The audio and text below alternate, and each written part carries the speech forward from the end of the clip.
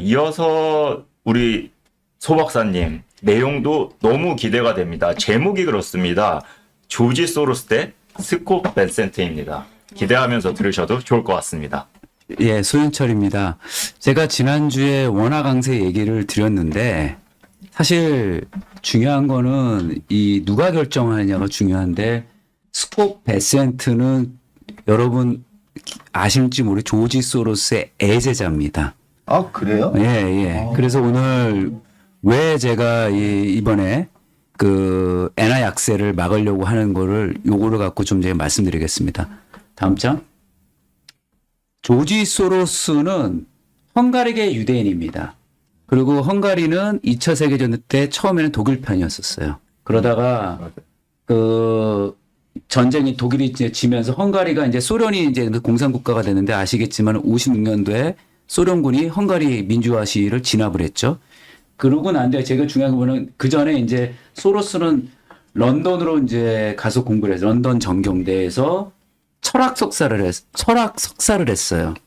그래서 이게 이분이 아주 그 뭐랄까 공산주의 체제를 싫어하죠. 자기가 공산주의가 싫어가지고 이제 영국으로 갔고 그런 다음에 월가에서 금융 트레이더를 했는데 69년도에 짐 노조스랑 퀀텀 펀드를 만들었어요. 그래서 4,200% 경제적인 펀드 수익률을 기록하고 제일 유명한 게 1992년도 영국 파운드화를 공격을 해서 영국 영란은행이 항복을 했고 그 다음에 97년도 우리 아시아 금융위기 했을 때 이때 아시아 통화, 태국 통화가 고평가됐다라고 해서 숏을 쳐가지고 또 큰 돈을 벌었죠. 그래서 이분이 이제 열린 사회, 칼 포퍼의 제자입니다. 이 칼 포퍼가 아주 유명한 철학자인데 이분이 돈을 많이 벌어서 이제 쉽게 말하면은 동유럽 쉽게 말하면은 탈냉전 냉전을 할 때 그 동유럽의 민주화에 많이 돈을 기부한 사람인데 이분의 애제자가 지금 말한 스콧 베센트 미국 재무장관입니다. 다음 장. 스콧 베센트가 이분이 이제 학부 전공은 예일대 정치학을 했는데 이분이 이제 퀀텀 펀드 들어가서 유명했던 게 뭐냐면 92년도에 런던에서 애널리스트를 했었어요. 그래서 영국 파운드화가 고평가됐다. 그러니까 왜 말씀해 91년도 12월 달에 소련이 붕괴를 했고 근데 이제 대초 수상이 물러난 다음에 그때 이제 존 메이저 수상이 영국에 수상을 했는데 이때 영국이 굉장히 경제가 안 좋았는데 파운드화가 서독의 마르크와 고종 거의 폐기화가 됐었어요. 왜냐하면 영국이 그때 유럽 통화체제에 들어가려고 서독의 독일의 통화 마르크에 이제 고정이 됐었는데 이때 스콧 베센트가 보면 영국 경제가 그렇게 안 좋은데 통화가 고평가됐다. 그래서 이 보고서를 그 조지 소로스한테 보여주니까 조지 소로스가 야 이거 우리 공매도 하자 해가지고 1992년도에 이제 영국 파운드로 공매도를 이분 보고서 때문에 됐죠. 그래서 영국 영란은행이 결국은 이 소로스가 본인이 공매도를 친 게 100억 달러인데 같이 선수들이 헤지펀드가 1000억 달러 이상을 영국 파운드에 숏을 쳤어요. 영란은행이 금리를 인상하고 막 막으려고 하는데 못 막고 영란은행 항복을 하고 영란은행이 그때 이제 그걸 한 거죠. 고정환율제도 포기하고 변동환율제로 바꾸고 파운드화를 이제 절하를 시켜버렸어요. 그래서 여기서 이제 돈을 엄청 벌었죠. 그 다음에 이제 같이 했던 게 잠깐. 그러고 나서 97년도에 아시아 통화 위기 있을 때 이제 스콧 베센트가 이제 한 거죠. 근데 이분이 왜 중요하냐면 이 같이 이제 열렬한 이제 스콧 베센트가 이제 그 조지 소로스랑 한 편이었는데 이제 2024년도에 트럼프 지지자로 바뀌었어요. 조지 소로스는 민주당 지지자고 이 사람도 원래 민주당 지지자였는데 이제 24년도 대선 때 이제 그 트럼프 쪽으로 돌아섰는데 이분이 한 거를 제가 보여드릴게요. 다음 장. 제가 말한 게 첫 번째가 파운드 약세 배팅을 해가지고 큰 돈을 벌고 그 다음 장. 조지 소로스가 아시아 통화 위기 때 그 바토화를 이제 97년도에 뭐가 있었냐면은 아시아 통화들이 92년도에 이게 있었어요. 탈냉전이 되니까 어떤 현상이 벌어졌냐면은 미국의 많은 돈들이 월가의 돈들이 아시아에 투자를 엄청 많이 했어요. 우리나라도 들어왔고 그 다음에 우리가 그때 뭐라 하냐면 우리가 특히 우리나라를 얘기를 드리면 기억나실지 모르겠지만은 우리가 94년도에 세계화를 하면서 김영삼 정부가 이제 그 실명제, 금융실명. 금융실명제 하고 그 다음에 이제 뭘 했었냐면은 우리가 이제 그 종금사들이 본격적으로 투자를 하기 시작했어요. 근데 우리가 참 창피한 게 뭐냐면 미국의 달러를 빌려서 태국에 투자를 많이 했어요. 인도네시아랑. 근데 우리나라가 그때 뭐였냐면은 환율이 실질적으로 고정환율제 됐어요. 관리 변동 환율제도지만 고정환율제도인데 그때 달러당 800원도 안 됐어요. 600원 원짜리. 700원 이제 600원, 초반 700원. 예. 그때 이제 우리가 미국에서 돈을 빌려서 그걸 태국에 우리가 투자를 했는데 이때 문제는 뭐였냐면은 태국도 경상수지 적자였어요. 고정환율 제도다 보니까 얘네들이 이제 막 하다가 태국도 경상수지 적자, 우리나라 적자였는데 이때 이 조지 소로스랑 스콧 베센트가 아시아가 자기 체질을 경상수지 적자인데 고정환율 제도면서 환율이 고평가된 상태에서 태국 바트화를 숏을 쳤죠. 그래서 태국이 무너지고 인도네시아가 무너지고 우리나라도 그 당시 경상수지 적자였어요. 근데 그때 왜 경상수지 적자였냐면 일단은 환율이 고정환율 제도니까 우리 환율의 변화가 안 되니까 기업들이 계속 이제 투자를 많이 했어요. 특히 우리가 그때 사실 지나고 나보면 그때 우리가 한중 수교 맺으면서 이 중국에 수출을 많이 한다고 해가지고 우리가 그 당시에는 설비를 대부분 수입을 했어요. 우리가 그래서 무역 수지 적자가 엄청나게 났는데 환율이 그냥 고정환율 돼도 되니까 우리가 그거에 따라서 자율적으로 변동이 안 된 거죠. 그러고 나서 이제 아시아 통합 위기가 이제 소로스가 이제 한 건데 거기에 스콧 베센트가 있었죠. 다음 장. 자, 그래서 이제 그 조지 소로스한 스콧 베센트가 92년도에 파운드로 돈을 크게 벌고 그다음 파운드 공매도하고 그다음에 97년도 아시아 통합 공매도에서 큰 돈을 벌었는데 그다음에 이제 소로스가 이제 퀀텀 펀드를 이제 다 청산을 해버렸어요. 그래서 자기 소로스 개인 펀드를 했는데 마지막으로 이제 스콧 베센트가 소로스 펀드 CIO를 하면서 2013년도에 엔화 약세에 또 배팅을 한 거예요. 근데 이때는 그때는 좀 다른 게 뭐였냐면 2011년도에 동일본 대지진이 일어나면서 그 미국이 엔화가 그때 78엔까지 떨어졌어요. 그러면서 일본 경제가 무너질 것 같은데 그 당시 뭐냐면 미중 패권 경쟁이 본격화되면서 미국이 일본 경제를 더 이상 죽여서는 안 된다 그래가지고 이 미국이랑 그 G7 국가가 들어와서 엔화 강세를 막아줬죠. 78엔. 그때부터 이제 서서히 이제 엔화가 약세로 전환해서 85엔까지 갔는데 이때 이제 2014년 12년 말에 아베가 등장하면서 무제한 양적 완화를 했는데 이 당시 그때 어떤 기호였냐면 대부분 그 경제 이코노미스트들은 달러당 95엔을 넘어갈 수 없다. 근데 스콧 베셋은 100엔 이상 넘어간다고 배팅을 해가지고 이때 엔화로 해서 큰 돈을 벌었어요. 엔화 약세로 해서. 근데 엔화가 그 당시 이제 85엔에서 얼마까지 갔냐면 지금 160엔까지 갔는데 한 5년 사이에 한 125엔까지 이제 2019년도에 120엔까지 갔었거든요. 그러면서 이제 스콧 베센트가 했던 그 소로스 펀드가 또 엔화 약세로 큰 돈을 벌었죠.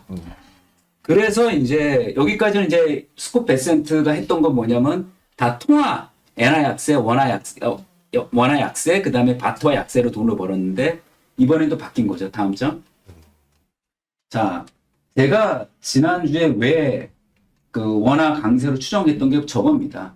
스콧 베센트가 이제 지난달 31일 날 그 메릴랜드 캠프 데이비드 별장이라고 미국 대통령 별장인데 거기서 강요회가 열었는데 저 메모로 딱 남겼어요. 투도 무엇을 해야 될까? I Japanese yen 5-10 billion. 이게 무슨 얘기냐면 일부러 언론한테 공개를 한 거예요. 언론이 일부러 찍게 한 거예요. 결국 엔화 약세를 더 이상 160엔 넘어가면 막아야겠다. 그때 제가 말씀드린 이유가 뭐죠? 만약에 지금 엔화가 지금 문제는 얘네들이 그 무제한 양적 하나 해가지고 외국 그 공매도 세력들이 뭘 했냐면 엔화를 180엔에서 200엔을 숏셨어요. 7월 달쯤에. 왜냐면 이 6월 달에 BOJ 일본은행이 금리를 1% 올려서 31년 만에 가장 높은 금리였어요. 1%가. 근데 미국의 기준금리는 3.5%니까 금리 차가 2.5%가 나잖아요. 근데 일본이 무제한 양적 완화를 안 했고 그 다음에 일본이 재정 적자가 계속 일어나는데 문제는 뭐냐면 이 다카이치 총리 여기도 진짜 좀 문제가 좀 많아요. 자기들 정권 유지하려고 금리 인상을 더 이상 안 하려고 하니까 투기 세력들이 일본 BOJ 절대 금리 인상 안 할 거다. 숏을 계속 친 거예요. 근데 베센트가 자기가 예전에는 CIO일 때만 해도 펀드일 때는 자식이 숏을 쳤는데 이제 자기는 뭐죠? 네 재무부 장관이잖아요. 더 쳤다가는 무슨 일이 벌어지냐면 제가 막 그때 말씀드린 대로 일본이 그러면 수단이 없는 거예요. 자, 금리는 못 올린다. 그러면은 엔화 약세를 이제 160엔 넘어가는 어떤 일이 164엔까지 갔잖아요. 일본 자민당 정권이 붕괴가 돼요. 자, 지금 일본이 생활물가가 올라서 일본 서민들이 못 살아요. 그리고 일본 대졸자의 월급은 한국보다 낮아요. 여기서 환율이 180엔을 가잖아요. 일본 물가 폭등해가지고 일본 정권이 무너질 거예요. 그거를 알아가지고 베센트가 저 메모를 남겨놨는데 중요한 거면 일본이 그러면 수단이 뭐가 있겠어요. 미국 국채를 지금 1.2조 달러를 제일 많이 들고 있는데 이걸 최소한 1,000억에서 2,000억 달러 때려버리면 어떤 현상이 벌어지냐. 미국 국채 금리 아까 30년 금리가 5.2%인데 이게 5.4, 5.5% 가잖아요. 그러면 11월 중간 선거 트럼프 안 그래도 지금 이란 때문에 아직 끝내지 못했는데 결국 뭐가 될까요? 그 국채 금리가 올라가면은 미국 그 채권 시장, 주시장 다 박살나요. 결국 엔화가 숏치면은 결국은 그거 막기 위해서 저거를 한 거죠. 그래서 사실 제가 지난주에 그 얘기는 안 드렸고 그냥 경제적 얘기만 했는데 오늘은 이제 약간 정치 얘기를 들은 게 결국 환율은 저는 정치적 선택이라고 봐요. 플라자 협정도 정치적 선택인 거죠. 그 다음에 미국이 그동안 했던 걸 보면은 다 개입이 국제 정치 경제학적인 요소가 큰데 왜 또 저걸 했냐. 일본이 무너지면은 미국이 지금 중국과 패권 경쟁하잖아요. 지금 미국, 중국과의 경쟁에 밀려날 수밖에 없기 때문에 일본이 이제는 무너지면 안 되는 거죠. 그래서 저 메모를 남겨놨고 그래서 164엔이 157엔까지 갔는데 문제는 다음 장. 자, 엔화 약세 방치라고 제가 위험성 경고했잖아요. 저게 무너지면 이제 미중 패권 경쟁에서 미국이 불리해지는 것도 있고 더 중요한 건 뭐냐면은 결국은 엔화가 약세가 이제 164엔인데 이제 문제는 뭐냐면은 최근에 또 164엔이 157엔 갔다가 다시 올라갔어요. 절대 BOJ는 금리 못 올릴 거. 또 투기 세력 또 베팅을 하니까 그저께 뭐가 나면 니혼게이자 신문에서 뭐가 나왔냐? BOJ가 1.5%까지 올릴 수 있다. 지금은 1.0이잖아요. 1.0인데 일본이 못 올린다 생각하고 있어요. 근데 1.5까지 올릴 수 있다고 그저께 니혼게이자 신문에서 그 기사가 나왔어요. 그러니까 이제 지금 뭐냐 지금 완전히 투기 세력과 붙었는데 중요한 건 베센트가 쉽게 말하면 통화 헤지 펀드의 대부인데 이 사람이 맡고 있고 재밌는 게 뭐냐면 이란 전쟁을 조만간 우리가 협상할 거를 얘기를 누가 얘기했냐? 베센트가 얘기했죠. 이 재무장관 얘기 왜 해요? 국무장관이 얘기해야 될 거를. 그렇네. 부통령이 얘기해야 될 거를. 그렇네. 이게 뭐냐면 다 지금은 재무장관이. 미국과 이란 전쟁을 좀 길게 보면 미중 통화 패권 경쟁과 다 연결되어 있는 거예요. 왜냐하면 이란이나 베네수엘라가 그 석유 결제를 위안화로 하려고 시도를 했었잖아요. 맞아요. 근데 미국이 지금 잘 보세요. 경제학 논리로 보면 미국은 금융위기 갔었어야 돼요. 그렇지. 근데 왜 안 가요? 미국은 자기들이 기초통화 국가니까 안 가는 건데 미국의 그 통화의 패권을 유지하는 건 두 가지예요. 1974년도에 그 국무장관 키신저가 사우디 날아가서 비밀협정 맺은 게 사우디의 모든 유가 결제는 달러로 한다. 그래서 페트로 달러가 그때 나온 거고요. 두 번째는 미국의 국방력이에요. 그러니까 미국의 통화를 지키는 거는 유가와 국방력으로 통화를 지키는 거예요. 지금 제가 봤을 때는 미국은 이미 유가 원유를 자체 생산하고 있기 때문에 지금 중동 원유 거의 수입 안 하거든요. 그럼에도 중동에 계속 개입하는 건 뭐냐. 미국 달러가 유가에 패깅돼 있기 때문에 그렇거든요. 그래서 결국은 뭐냐면 이번에 그 엔화 약세를 막으려는 이유가 결국은 미국의 가장 큰 목적은 지금 그 미국의 국채금리 인상을 막기 위한 거다. 다음 장. 자, 미국이 저거에 퍼거슨 법칙이라는 게 있어요. 저 퍼거슨 교수가 만든 건데 미국의 국채 이자가 미국의 국방비를 그러니까 제국의 몰락사는 뭐냐면 그 나라의 국채 이자가 국방비를 뛰어넘을 때 제국은 몰락했더라.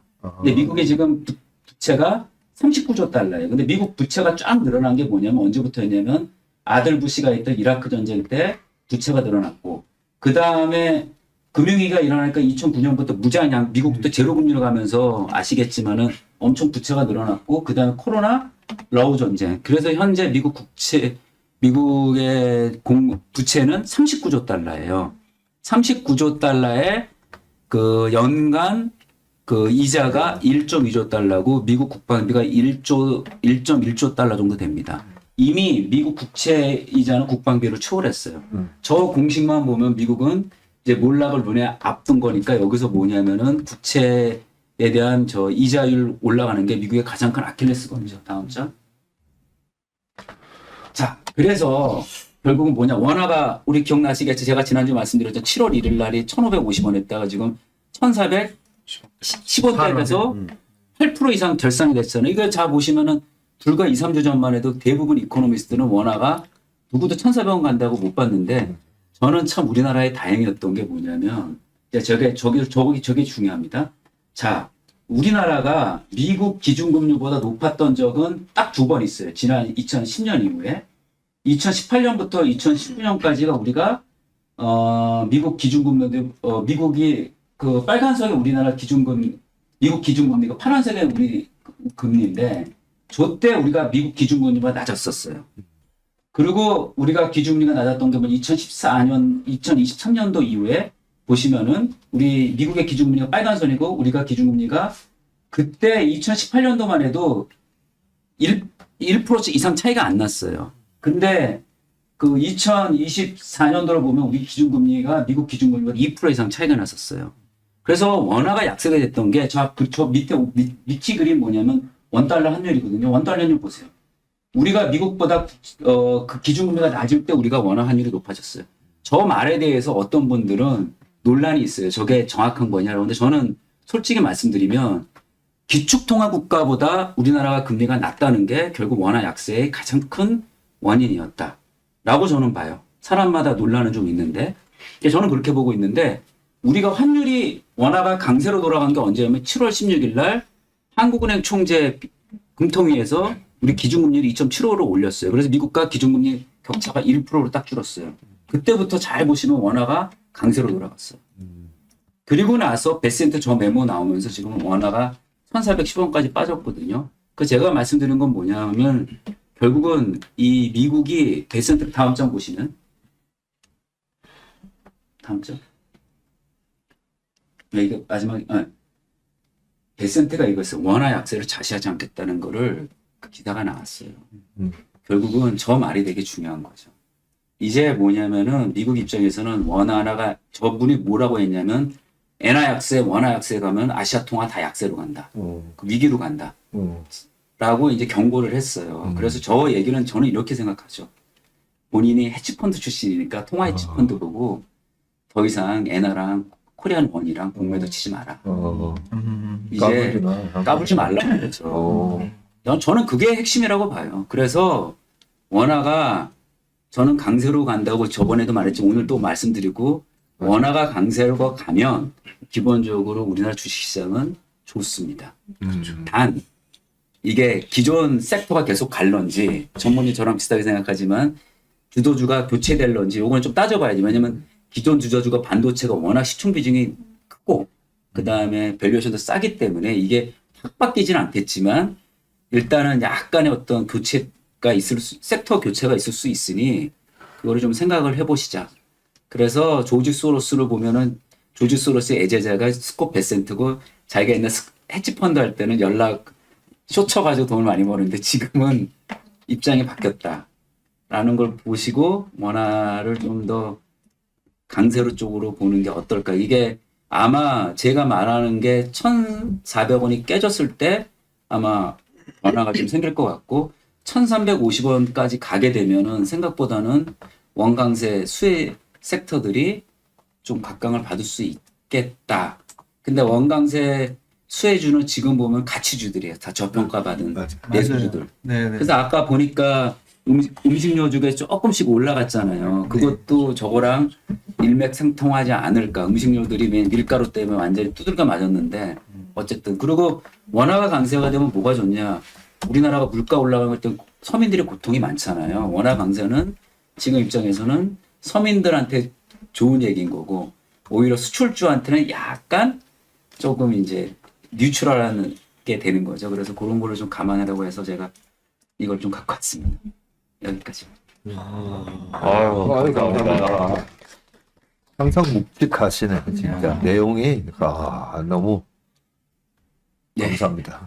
베센트 장관이 이 조지 소로스랑 같이 퀀텀 펀드에서 영란은행 공격하고 뭐 아시아 예. 공항 공격하고 그 출신인지 몰랐네. 저는 사실은 베센트가 짐 노조스 제자 밑에서 같이 콘텐츠 이런 거 얼핏 알았는데 제가 지난주에 준비하면서 이 자료까지 하려다가 시간이 없어가지고 네. 이번 주에 사실 미룬 거예요. 이건 역사 얘기는.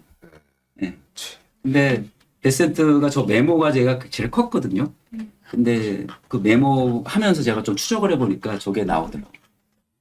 가장 전문가이고 이 그 논리 이 생태계를 잘하는 사람이 베센트니까 그러네요. 확실하게 그 원하는 방향으로 끌고 갈 수 그리고 있겠다. 제가 이제 우리가 아까 우리 금융 그 얘기를 하셨는데 그 금융 그 우리 전문가 양성하자는 제가 아까 그랬잖아요. 기축통화 국가보다 기준금리가 낮다는 거에서 우리가 아무런 문제의식을 안 가졌어요.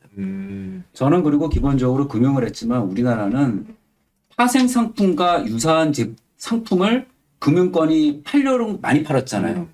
금융권이 판 거 다 실패했어요. 제가 이 자리에서 제가 말하지만은 우리나라 금융권은 제발 파생 상품 안 해야 돼요. 개인들한테. 옛날에 기관들은 해야 되고. 키코 맞아. 키코. 제가 그 키코를 뭐냐면 JP 모건이 이나 외국 그 글로벌 IB들이 가끔씩 5, 6년만 나타나. 왜 그런 줄 아세요? 우리나라 금융권은 순환보직이 많아서 다 까먹어. 그러면 오면 그럴듯 하거든요. 다 당해. 근데 우리가 이길 수가 없는 게 뭐냐면은 우리는 기초통화 국가가 아니기 때문에 우리는 당할 수밖에 없어요. 일본은 덜 당해. 엔화는 그래도 나름 기초통화인데. 근데 우리는 그거를 잘 모르는 거죠. 그래서 제가 뭐 꼭 말씀드린 거는 그거 결국은 뭐냐. 우리가 파생이나 레버리지나 이거는 우리가 개인들은 하면 안 돼요. 기관들만 선수들만 좀 하고 해야지. 그리고 약간 했지 정도. 근데 우리는 그거를 꼭 기업과 개인들한테 오는데 그걸 규제를 해야 돼요. 정부가 제대로. 왜냐하면 저도 금융회사 다녔지 이제는 안 다니까 제가 이런 말 하지만 진짜 이거는 안 돼요. 제가 그 이유는 저기서 보여요. 그래서 이번에도 우리가 원화가 1,500원까지 간 게 경상수지 흑자가 저렇게 많이 나는데 다 이유를 그랬잖아요. 서학개미들을 탓을 했는데 저는 정말 그게 잘못됐다고 봐요. 서학개미 탓은 다나 제가 계산을 경상수지 계산 다 해봤거든요. 그렇지 않아요. 결국은 뭐냐면 환율이 낮으니까 아르비트리지가 일어나니까 공매도 세력 미국 통화 세력들은 심플하거든. 저기 스콧 베센트나 그다음에 조지 소로스가 대단한 아이디어를 갖고 하는 게 아니에요. 정치학 전공하고 철학 전공한 사람들이 얼마나 퀀트를 많이 하고 숫자를 많이 알겠어. 야 어떻게 경상수지 적자 국가가 통화가 왜 이렇게 고평가되어 있어? 야 쇼쳐. 그리고 자기 멤버들 있잖아요. 조지소는 또 유대인이고 또 쇼쳐가지고 저 사람들한테 다 상식적으로 하는 거고 엔화 약세도 딱 그때 저거는 근데 공매도 한 게 아니고 딱 보면 미국이 그때가 뭐였냐면 2011년도가 피벗트 에이시아라 해가지고 미국 정책이 이제 중국이랑 더 이상 협력하면 안 되고 중국 경쟁 국가다. 근데 우리가 20몇 년 동안 죽여놨던 일본 더 이상 죽으면 안 돼. 일본의 그 무제한 양적 완화를 용인해줬어 아베. 그게 그때 이제 오바마가 용인해줬죠. 그러고 나서 그러면 엔화 약세 되겠네. 저 사람들이 접근하는 게 그렇게 복잡하게 안 해요. 무슨 뭐 금융 기법을 막 하는 게 아니라 딱 보고 그러니까 제가 정치학이랑 철학 전공한 사람이 왜 저렇게 잘할까? 저 사람들이 접근법이 퀀트나 뭐 아주 기술적인 전문가들처럼 하는 게 아니라 야 말이 안 돼. 쇼쳐. 그렇게 간 거죠. 근데 이번에는 본인이 입장이 바뀌니까 이제 미국이 국채가 39조 달러 되는 게 옛날에는 미국 국채가 미국의 국채 이자가 미국의 국방비를 넘어선 적인데 이제 미국 국채 이자 국방비에 넘어서거나 근접하니까 이제 스콧 베센트가 자기가 이제 국가의 재무장관 되니까 스탠스가 완전히 바뀐 거지. 그래서 이 말씀드렸습니다. 조지 소로스가 철학 했단 말이죠. 네, 그래서 이분이 뭐냐면은 돈 벌어가지고 한 100억 달러 가까이를 동유럽 민주화에 돈을 쏟아부었어요. 그래서 소로스랑 베센트가 싫어하는 정치 체제는 권위주의 체제예요. 그럼 권위주의 체제면 어느 나라인지 아시겠죠? 예. 그러니까 이제 그것도 미중 패권 경쟁에 다 연관돼 있죠. 그리고 참고로 제가 나중에 기회 되면은 미국 부통령 제이드 벤스, 그다음에 팔란티어, 피터 틸 이 얘기를 한번 해드릴게요. 나중에. 또 같은 묶음. 네, 그 같은 묶음이죠. 야. 그래서 다음번 미국 대선 중간선거권 미국 대선을 그 주목할 사람은 제이디 벤스고요. 피터 틸이 청구한 사람이 제이디 벤스예요. 그러니까. 그거를 한번 나중에 뭐 9월달에 한번 제가 얘기를 해줘서 미국 정치가 어떻게 될지. 제가 한국 정치 얘기한 저는 한국 정치 평론가 아니고 국제 정치 평론가니까 그 미국 정치랑 일본 정치 한번 제가 한번 또 얘기해 줄게요. 그건 따로 한번 해야 되겠다. 예, 예. 그죠. 일본이랑 별주부전에서 예. 하기에 시간이 너무 적으니까 우리 소 박사님 따로 모셔가지고 하고 그걸 추석 특별 아, 네. 좋네요. 네, 뭐 그렇게 하시죠. 예. 특집으로 지금 식당에서 연락이 오고 있습니다. 연락이 오고 있으니까 이제 끝내야 될 것 같은데 제가 이제 또 한마디만 이제 좀 논평을 해드리면 지금 여기 계신 우리 채밀턴 분들 다 이 자기 직장이 있고 예, 가정이 있고 정말 제가 별난 채밀턴 분들이라고 이름을 붙인 이유가 이분들 그 뭐 거의 목금토 자기 시간을 다 들여가지고 자료 만들어 오셔가지고 지난번에 탑밴드님이 얘기하셨지만 이 돈 받고 하는 게 아니거든요. 예, 다 내가 이렇게 공부해온 걸 가지고 이렇게 공유하는 그죠? 예, 뭐 어떤 분은 아니 채슬리는 토요일도 일하나요? 하시면서 전무님 너무한 거 아닌가요? 지난주에 그랬어요. 아니 직원들 좀 쉬게 하세요 하셨는데 여기 우리 조 부장하고 저희는 나오지만 우리 임 감독도 나오고 하지만 주말에 재능 기부하는 걸로 나오는 거잖아요 우리가. 근데 이렇게 저는 일반인 분들도 우리가 어떤 식으로 내가 진짜 투자의 고수가 되고 싶은데 어떻게 나의 투자 체력을 키울 수 있는가? 예, 그 방법을 지금 서로 이제 공유하는 거 아닙니까, 그죠? 그래서 다들 이렇게 자기 시간 내서 이렇게 나와 주셔가지고 정말 너무너무 정말 감사드립니다. 감동이에요. 우리 소 박사님도 뭐 출연료 안 받고 지금 하시는데 딴 데 가시면 그래도 답은 뭐 15만 원, 20만 원이라도 받으실 건데 여기 나오셔가지고 이런 귀한 말씀 해주시고 감사합니다. 아까 어떤 분이 댓글로 그 말씀 하셨어요. 이렇게 좋은 자료를 보여주시는 분들 모두 감사하지만 가정은 평안하신가요? 이런 댓글도 달아주셨는데 다른 분들 보시면 남편이랑 같이 맥주 한 잔 맥주 시켜놓고서 같이 먹으면서 별주부전 보고 있다 이런 말씀들도 하고 계시고 이 별주부전 자체가 가족과 같이 들을 수 있는 방송이라는 거 참 감사합니다.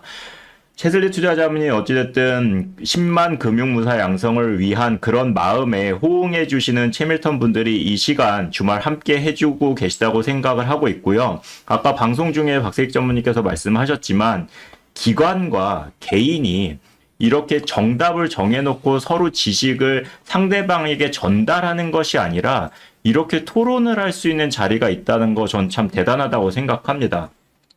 유태인들이 대단한 이유가 그들만의 교육법이 있지 않습니까? 하브루타라고 아주 어린 아이들 때부터 그냥 지식을 이거는 정답이야 라고 이야기를 하는 것이 아니라 부모님과의 토론, 토의를 거치는 그 교육 방법을 이야기하는데요.